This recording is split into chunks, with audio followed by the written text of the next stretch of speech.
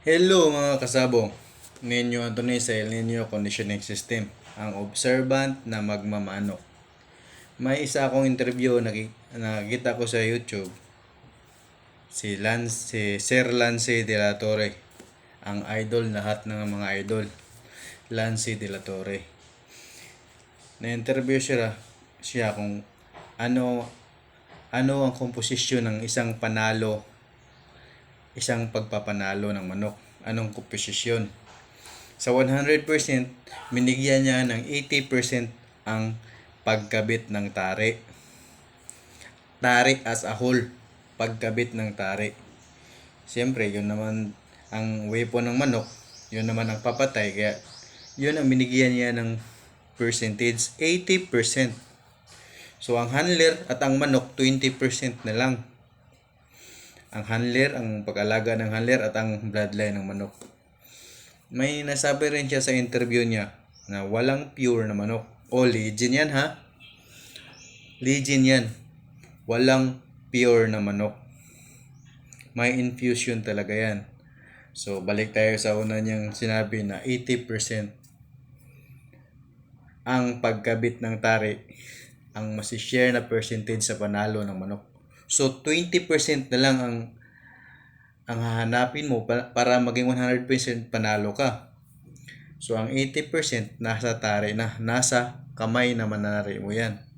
So, it means, kung ikaw nagtatari, 80% ng panalo ng manok mo na nasa sayo na. So, galingan mo lang ang pagsipat, galingan mo lang ang pagtali, sigurado, lamang ka na. Paano ba naging importante ang pagsipat at pagtatali? Kadalasan, ang nagpapatalo sa manok yung maunahan. So, pag maunahan, ang problema dyan, nasa manok at sa handler. Problema yan. So, it means, totoo ang sinabi ni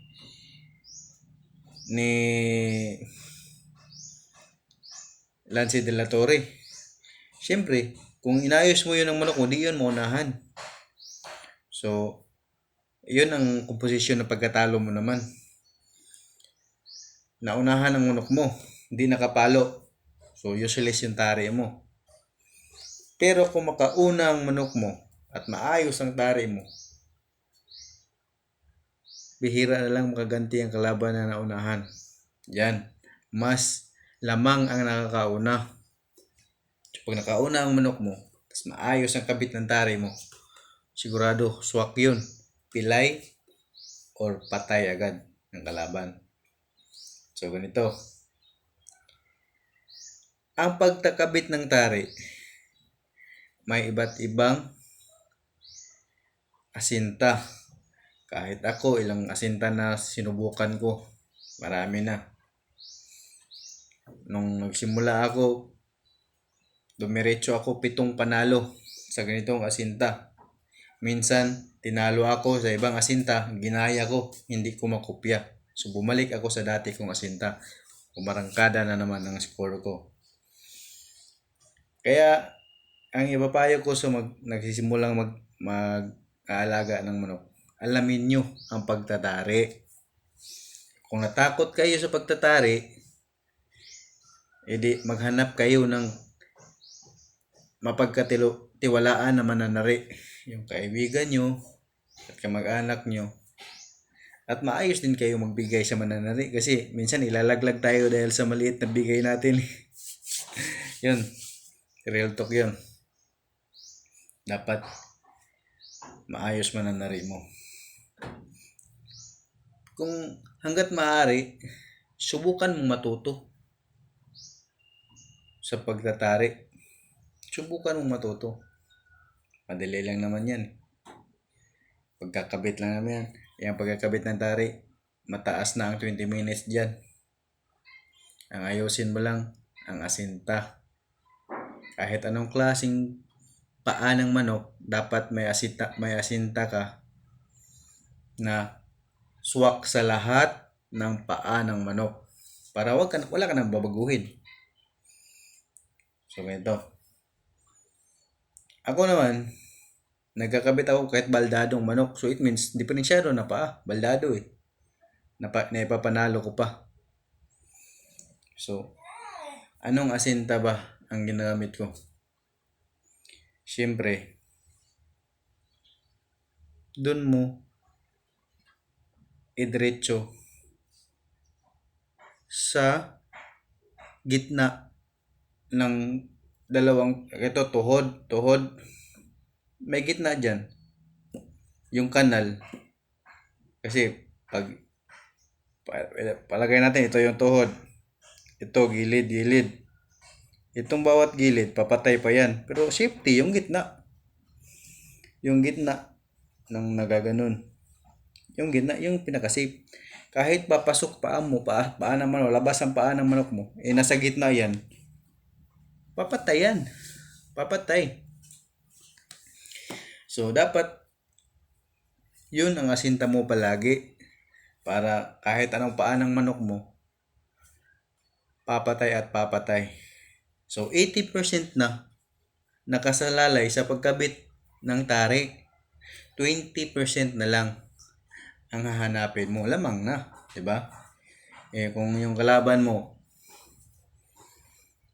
wala siyang 20% na pag-alaga, ikaw mayroon ka nun, di lamang ka na. Kasi andyan na ang 80% na pagkabit mo at ang 20% na pag-alaga mo na tingin mo tama sa palagay mo kasi ikaw nag-alaga. So, mataas na ang winning percentage mo. So, mag-share lang ako ng ano ang tamang pag-alaga. Ako, may kilala ako, bayaw ko mismo. Erod Casinilio. Yung manok niyan, siya lang mag-isa ang nag-aalaga. So, bihira lang niya ang ano niyan, ang sparring, bihira lang. Ang pagpagalaw, yung pakahig, bihira niya ginagawa yan. Minsan wala pa. Pero ang pagpapakain ng manok, yun ang palagi niyang ginagawa. Busog palagi manok niya. So, pag sabihin natin busog, yung saktong busog talaga. Hindi kulang, hindi sobra. Yun ang lagi ko nakikita sa kanya. Halos subuan niya ang manok pag di kakain. Ganyan siya sa pagkain ng manok. Yung vitamins niya, multivitamins lang din na mumurahin. Pero regular ang bigay niya. Kahapon nanalo sila. Halos walang sugat ang manok. Pero hindi yan madalas ini-spar. Hindi yan ginagalaw ng madalas. So it means, ang magaling na manok, magaling na talaga. Kahit wala ka nang gawin. So sakto pa rin ang sinabi ni Lance De La Torre na 20% lang ang nasa handler at sa manok. So magaling na talaga ang manok. Kahit di mo masyadong kondisyonin yan. Magaling na talaga. Ang sayo na lang ang health ng manok mo. Bantayan mo ang kalusugan ng manok mo. Busugin mo sa pagkain. Bigyan mo ng vitamins. Pagalingin mo agad pag nagkasakit. Kasi yan sa bayaw ko na yan, lagi ko nakikita na pag magkasakit ang manok niya, halos hindi yan mapalagay. Mangungutang yan ng gamot para lang mabigyan ng gamot yung manok niya. Ganyan yan kadedicated sa manok niya. Pero minsan lang yan nag-i-sparring. Minsan lang yan nagpapagalaw ng manok. Pero ang manok niya, pag sabihin kanya ang manok, halos wala nang lalaban. Totoo yan. Dito lang sa malapit sa amin, pag sabihin, dayo na lang ang lumalaban sa kanya, yung hindi kakilala. Pero nasisilat pa niya. Kahit malalaking farm kalaban niya, sinisilat pa niya. Halos wala nang lalaban sa kanya dito sa amin ng lugar. Dahil yan sa ang manok niya maganda katawan. Paano ba naging na-achieve niya ang maganda na katawan? Sa pagkain at vitamins. Wala siyang ginagawang Pagpapagalaw, wala. Sparring, wala masyado. Pagkain at vitamins. So, simple lang, di ba? Pag isipin natin, simple lang. Ganyan gawin mo sa manok mo. Nabusog ang manok mo, pagkakain busog, at may vitamins. Sigurado, papalo ang manok mo. Siyempre naman, alamin mo rin anong klaseng palo mayroon manok mo. Tingnan mo anong klaseng palo manok mo. Paano mo ba yan malalaman? Ibitaw mo ng malapitan. Malapit, huwag mong ilayo kasi ang layo na bitaw, gumigiri ang manok. Sa malapit mo ilagay para pag alam nila pag may manok na silang kaharap, patayan na, paluan na. So hindi na sila gigiri. Subukan nyo yan. Malapit nyo ibitaw palagi ang manok. Yung pagbitaw, palo agad. Unahan na lang. O, tiyak, lalamang ang panalo nyo. Sa series na to, ituturo ko pa kung paano magpundo ng adrenaline, paano palabasin ang adrenaline para mas lamang pa kayo sa panalo. Mas lamang pa tayo sa panalo.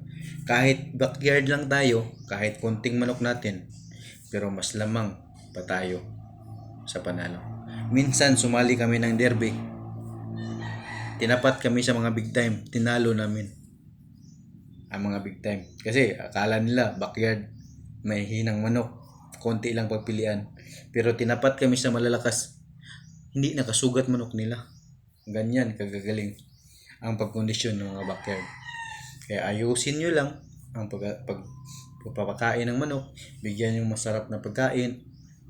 Kahit di mahal, basta busog ang manok. Busugin nyo lang ang manok. Tiyak, gaganda ang katawan ng manok mo at lalakas ang palo. Yan ang ma-share ko sa inyo guys. May patuto hanggang ngayon. Yun pa rin nakikita ko sa bayaw ko. Yung manok niya walang galaw, walang exercise, halos walang sparring. Minsan lang sa isang buwan. Pero pag itari, pahinga lang kailangan. Papalo talaga. Yan. Subukan nyo yan sa manok nyo. Tiyak, lamang ang panalo. Subscribe ka rin sa aking channel, Ninyo Anthony Moanya, sa YouTube, at Ninyo Anthony Moanya sa Facebook. Salamat!